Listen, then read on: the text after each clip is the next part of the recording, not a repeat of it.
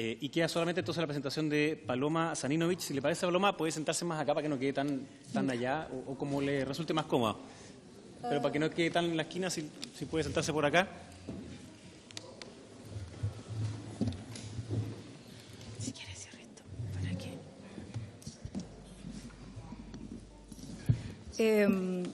Buenas tardes, diputados. Les agradezco la generosidad de haberme dado estos minutos. Voy a ser súper breve. Miren, súper desde la objetividad. Mi especialidad es el abuso sexual infantil, ya hace como una década. Estoy involucrada así a fondo en eso. No soy abogado, pero eso me ha llevado a estudiar mucho respecto a la jurisprudencia y a la legislación al respecto. Tengo un observatorio que es en redes sociales, pero hablo, por ejemplo, me ha tocado ver, entiendo por qué todas estas personas están horrorizadas, porque he visto, por ejemplo, clases que se han hecho en España, clases que se han hecho en muchos lugares donde ha sido implementada esta ley sin haberle hecho ninguna modificación. Y acá hay un tema súper delicado. No sé si se acuerdan ustedes del año pasado, la ley que querían hacer una modificación a la Constitución para la protección de la infancia y que exaltaba el tema de la autonomía progresiva y bueno, muchos decían no, que la emancipación, no, el problema no es la emancipación, el problema es un problema mucho más grave. El problema es que la conversación de acá la tenemos que llevar a temas, ¿me entiendes?, de cuando ya nos encontremos en tribunales. Porque, por ejemplo, yo veo un libro que daña la indemnidad sexual de un niño, porque este es el valor jurídico a proteger, la indemnidad sexual. Y uno ve, por ejemplo, la reforma que estaban planteando y no había la indemnidad sexual por ninguna parte, Entonces ahí es donde uno se pregunta, ¿por qué la definición de la indemnidad sexual, para que lo entiendan, es no influir ni contaminar el sano desarrollo de un niño, mental, psíquico, sexual, etcétera, porque es multidimensional la sexualidad. Entonces, cuando un valor jurídico ni siquiera se menciona en una modificación constitucional, y ahora lo veo de nuevo en este proyecto, que de nuevo es una copia feliz del otro proyecto, pero que tampoco se vuelve a mencionar lo que es, de hecho, es propio de este proyecto, que es sexualidad en los niños. Sexualidad en los niños va unido al valor jurídico de la indemnidad sexual, que es proteger a los niños de su sano desarrollo, que nada los contamine. Entonces, ¿que esta ley es importante y que es necesaria? Claro que es necesaria, porque cosas buenas que han pasado, gracias a ella, por ejemplo, una noticia de Argentina donde especifica que había un 80% de aumento en las denuncias de abuso sexual desde que se implementó la ESI, 80%. O sea, estamos hablando, para que ustedes sepan, en Chile, de cada 10 denuncias, imagínense el problema que tenemos las feministas con el tema que estamos indignadas con el tema del abuso sexual en mujeres, pero ¿saben qué? 7 de cada 10 denuncias son de parte de menores de edad. Entonces, cuando uno se entera de esa cifra, yo trabajo con organizaciones como No Más Abuso Sexual Infantil, Red de Infancia, entonces trabajamos específicamente el tema de la pedofilia, es como predicar en el desierto. Entonces, aquí es cuando yo les digo, si 7 de cada 10 denuncias de niños, niñas y adolescentes, y más encima, en una de las intervenciones se dijo que por cada denuncia de niño, que habían 7 que no se denunciaba, tenemos de inmediato 49 denuncias. Entonces, eso es lo que se constituye, en términos criminológicos, la cifra negra. Cifra negra significa aquella cifra que está oculta detrás de las denuncias, porque extorsionar a un niño para que no denuncie es tremendamente fácil. Entonces, ¿qué tenemos? Miren, yo lo que he visto como experiencia personal, cuando ya llegamos, mi organización, impulsamos una comisión investigadora de niños desaparecidos donde está el don Jaime, ¿ya? Y ha sido un tema súper serio, o sea, cuando nos metemos en un tema entramos a investigar.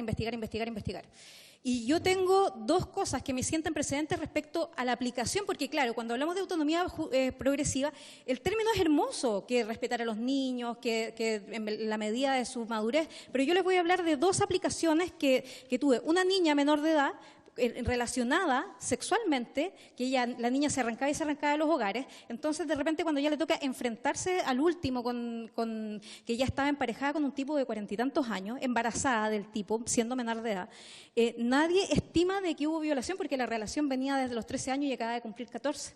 Entonces, el juez, en virtud, este es un caso que de ahí se lo voy a hacer llegar, que es de la ONG Paicaví, en virtud de su autonomía progresiva, porque la niña es tan madura, porque la niña se ha arrancado de los hogares, entonces ella ya sabe lo que quiere. en vez de proteger a esa niña que tiene una medida de protección del Estado. En este minuto tenemos 53.857 órdenes de búsqueda y recogimiento de niños con medidas de protección de Sename. Y resulta, y están abiertas desde el 2012 al 2019, del primer semestre, más de 53.000. ¿Y saben cuál es la excusa? La excusa es que es la voluntad de los niños de arrancarse. La ley que se estaba haciendo de ley extraviados hablaba de que siempre los casos de los niños era urgencia, excepto aquellos donde se mostrara la voluntariedad del menor. Entonces ahí tenemos un pésimo uso a nivel jurídico de la autonomía progresiva. Tenemos urgentemente que empezar a legislar al respecto y les digo, no puede ser que no exista, o sea, se condice de inmediato, o sea, tenemos una pandemia de pedofilia. 7 de cada 10 denuncias son de menores de edad y ni hablar de la cifra negra. Por lo tanto, si lo vemos desde ese punto de vista, evidentemente me parece inclusive, no quiero ser así mal pensada ni nada, pero ¿cómo puede ser que no incluyan un valor jurídico tan fundamental en los menores? Porque en los mayores, tratándose de sexualidad, por ejemplo, cuando una mujer la violan es su libertad sexual, su autodeterminación sexual. Ese es el valor, pero el valor para los niños, para los menores de edad o para la gente que no es capaz de discernir, como existen los curadores ad litem, precisamente para poder defender al menor sin ningún intermediario, lo mismo pasa en este caso. O sea, acá la indemnidad sexual es el valor jurídico a proteger en los menores de edad. Y entonces, cuando ya veo 2 proyectos de esta magnitud tratando de entrar sin indemnidad sexual, ahí es cuando yo les digo sinceramente, si ustedes me dicen que este proyecto se necesita, sí, claro, se necesita, pero ¿cómo ponderamos el bien superior del menor si no es por medio? El bien superior del menor se pondera cuando lleguemos ya a juicio, que es la última instancia, cuando se aplique la ley. La única forma de ponderar en estos términos el bien superior del menor es aplicando la indemnidad sexual. Eso debe ser el principio rector del bien superior del menor en este caso. O sea, no podemos dejar el bien superior del menor como abierto a libre interpretación, porque desde ese punto de vista podemos caer en cualquier aberración. Es un valor que hay que rescatar, que hay que... Perdón, o sea, yo no puedo creer que haya tantos asesores jurídicos y nadie tenga idea de abuso sexual infantil. Entonces, le digo, ¿cuál es el límite jurídico? El valor jurídico a defender es la indemnidad sexual versus la libertad de los adultos. No estaba considerada en la modificación constitucional. Entonces, otro detalle, acá tenemos una lucha entre la familia y los derechos humanos, pero acá tenemos 2 derechos humanos, que es uno, el bien superior del menor, y el otro, la autonomía progresiva. Y acá tenemos una lucha, entonces hay cosas que no se dan por casualidad, también es un antecedente que voy a hacer llegar. Es uno de los redactores de la CDN, de la Convención de Derechos del Niño, donde se estipulan los derechos de los menores. Uno de estos, de los principales redactores de la UNICEF, posee 3 condenas del 2018 por abuso sexual infantil. Condenas ratificadas. Peter Newell, les voy a hacer llegar el reportaje de la BBC. Entonces, estos son antecedentes que no son antojadizos, no podemos dejar pasar por alto y que es urgentísimo que nos involucremos con esto. Y entender que no es un tema de una lucha por la ideología ni nada, sino que estamos hablando desde la racionalidad y la objetividad misma, que es el tema de la indemnidad sexual de los niños, proteger a los niños. Entonces, acá tenemos que está ausente la indemnidad sexual y los valores y derechos que se contraponen es que la familia se aleje de la sociedad, o sea, todos los problemas que estamos viendo de niños que se arrancan, de niños que están en hogares, de los niños de Sename, es precisamente la debilitación de la familia. Entonces, cuando uno ve la autonomía progresiva, más que el tema de emanciparse, yo creo que tenemos que entrar a legislar sobre la autonomía progresiva y mirarlo tanto como es un derecho en los niños, porque sí tiene que ser un derecho, pero desde el punto de vista de los que somos responsables de nuestros niños y también del Estado, que es garante de los derechos, debería ser garante de los derechos de los niños, esta autonomía progresiva en una sociedad real, material como esta, que aunque cambiemos nuestro sistema económico, siempre la autonomía de los niños va a pasar por independizarse después material económicamente. Y para eso la única herramienta viable es la educación, el acceso a la educación. Entonces este es un tema que de la autonomía progresiva, si la redefinimos podemos hacer un gran valor, una gran definición. No necesitamos por qué apegarnos a jurisprudencias ajenas, porque uno ve los proyectos de ley acá, todos los proyectos de ley, según la jurisprudencia en tal país. A mí no me interesa eso, tenemos una realidad acá que atender objetivamente, con nuestros propios problemas. Entonces, el enfoque de educación sexual debería hablar de la tolerancia, el autocuidado y no discriminación como prioridad ante la diversidad.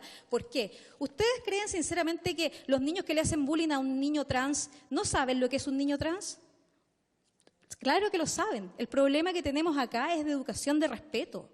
Nadie tiene respeto, por ejemplo, con el tema, por ejemplo, de la sexualidad reproductiva, nadie entiende el tema del autocuidado, nadie entiende el autocuidado. Entonces, hay un modelo de educación sexual que ha sido muy sano al respecto de los 3 puntos, del laicismo, la sexualidad reproductiva y la identidad de género, que es el modelo holandés, que habla de la responsabilidad y respeto por el otro. ¿Ya? Entonces, cuando uno habla de los principios rectores que deberían regir una ley, claro que son el principio, porque el respeto por los derechos humanos pasa esencialmente por el respeto, algo tan difícil de entender. No pasa, por ejemplo, porque los niños saben todo, saben lo que es la homosexualidad, hablarán con sus padres respecto a lo que es la sodomía, hablarán con los padres respecto a lo que es el tribadismo, hablarán con los padres respecto a cómo vienen las guaguas al mundo.